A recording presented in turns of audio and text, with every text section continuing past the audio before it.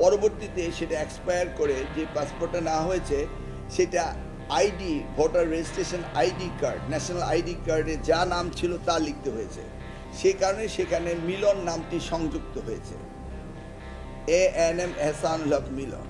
তো দুইটি পাসপোর্ট একসাথেই ছিল, একটি আমার ব্যাগে আরেকটি আমার হাতে ছিল। প্রথমে হাতেরটা আমি দেওয়ার পরে তারা বললো স্যার তো এই পাসপোর্ট না, কিন্তু আপনার কম্পিউটার ইনফরমেশন চলে আসছে লেটেস্টে আসার আগে। সেই সময় একটা বিভ্রান্তি হয়েছিল, ভেবেছিলাম এইটাই বোধহয় বিভ্রান্তি। পাসপোর্টটা আনতে খানিকটা সময় চলে গেল, তারপর ওটা দেওয়া হলো। পরে জানতে পারি যে সেই পাসপোর্টের বিভ্রান্তিটা আসল বিভ্রান্তি না। প্রথমেই তারা আমার নাম টেপার পরে যে ইনফরমেশন কম্পিউটারে এসছে সেই ইনফরমেশনই রাইট ইনফরমেশন, কিন্তু আমার ধারণা ছিল এই আধা ঘন্টার মতো আমার পাসপোর্টটা আসতে চলে গিয়েছিল। সেজন্য ভেবেছিলাম ওই মূলত বিষয়টি তা না। যে কোনো অদৃশ্য কারণে, যে কোনো ষড়যন্ত্র বা চক্রান্ত যে কারণেই হোক আমাকে যেতে দেওয়া হয়নি। এবং সেইটাই আমার সেদিনকে অনুভূতি হয়েছিল যে বিগত 17 বছর আমি যখন বাইরে যাওয়ার চেষ্টা করতাম চিকিৎসার জন্য, তখন আমাকে যেতে দেওয়া হতো না। এবং কোর্ট থেকে ওয়ার্ডার নিয়ে আমি যেতাম, 3 বার গেলে 2 বার যেতে পারতাম বা 1 বার যেতে পারতাম, ফেরত দিত ইচ্ছা মাফিক। তো তাৎক্ষণিকভাবে আমি আমার সেই পুরনো ওয়ার্ডারটি আমার কাছে ছিল, আমার টেলিফোনের গ্যালারিতে। আমি সেখান থেকে বের করে দিলাম যে this is my other documents. তখন ওনারা পরীক্ষা নিরীক্ষা করে বললেন যে এই ডকুমেন্টস তো পুরানো।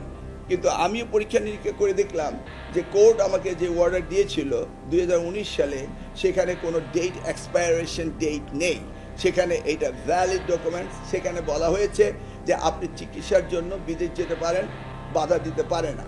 এটি আওয়ামী লীগ সরকার স্থানান্তরিত হয়ে ফ্যাসিস্ট সরকারের পরে এই সরকার এসছে, তাদের জন্য এটা কার্যকর। কিন্তু আমি সেখানে বলার পর তারা বললো স্যার এটা তো নতুনভাবে আপনাকে ব্লকেট দেওয়া হয়েছে, সেই জন্য আমরা অপারগতা কথা স্বীকার করলো। তো আমি এতটুকুই বলতে পারবো, আমাকে ইনফরমেশন জানার রাইটস রয়েছে এক, এবং আমার বিরুদ্ধে কোনো নিষেধাজ্ঞা দিলে এটা একটা ডিউ প্রসেস রয়েছে। আমি সাংবিধানিক আইন, দেশের আইন মেনে চলি, অতএব এই ধরনের কোনো প্রসেস মেনটেন হয়নি। এতে আমি মনে করি আমি হিউমিলেটেড হয়েছি, আমি হ্যারাসড হয়েছি। এবং এই সদ্য আমাদের এই অভ্যুত্থানের পরে যে বাংলাদেশ ফ্যাসিস্ট বিতাড়িত হওয়ার পরে সেই বাংলাদেশে এইটা ডক্টর ইউনূসের সরকারের সময় আমি কোনো অবস্থাতে আশা করতে পারি না। এবং সেই জন্যই বলছি আমি আশা করব সরকার এই বিষয়টিকে অতি শীঘ্রই কগনিজেন্সে নেবেন এবং তারা একটি সুরাহা করবেন। OBC টেলিভিশন নিউজ টাইম, সত্য প্রকাশে অঙ্গীকারবদ্ধ।